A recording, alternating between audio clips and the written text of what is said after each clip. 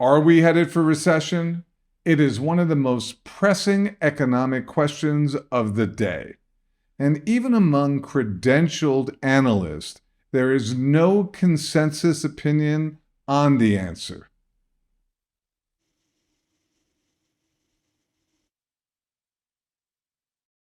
Economic uncertainty means you have to keep up with what's happening. Make sure you subscribe, and we'll keep you in the know. The Conference Board has been predicting a recession for some time.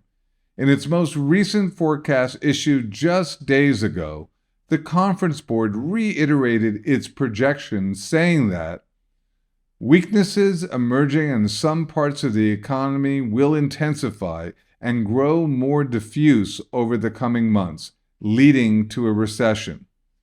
The Conference Board believes a variety of factors have created a fertile climate for recession to develop.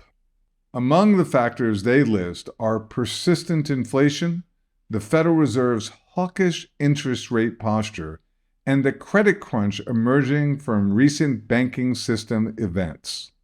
Some other respected analysts are not convinced.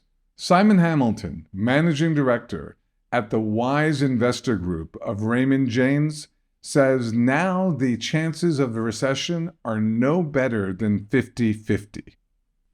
In Hamilton's view, the reason those odds aren't higher is because people are still working. It's almost impossible to have recession with unemployment this low.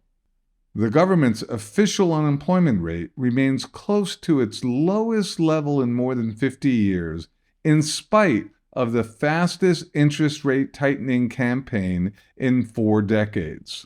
On the other hand, there are signs of significant weakness in manufacturing, both domestically and globally. Last month, the S&P Global Manufacturing Purchasing Managers Index fell to 48.4, below the key threshold of 50, which separates expansion from contraction in the manufacturing sector.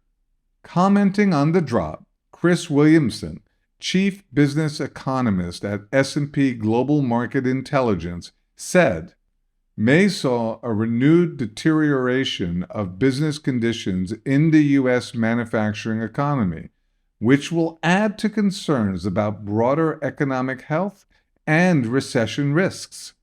The Institute for Supply Management Manufacturing PMI is also showing signs of contraction right now. In May, ISM Manufacturing PMI came in at 46.9. It was the 7th consecutive month the index contracted. Manufacturing doesn't seem to be faring any better across the pond. S&P Global's Eurozone Manufacturing PMI fell to 44.8 in May, its lowest level in 3 years.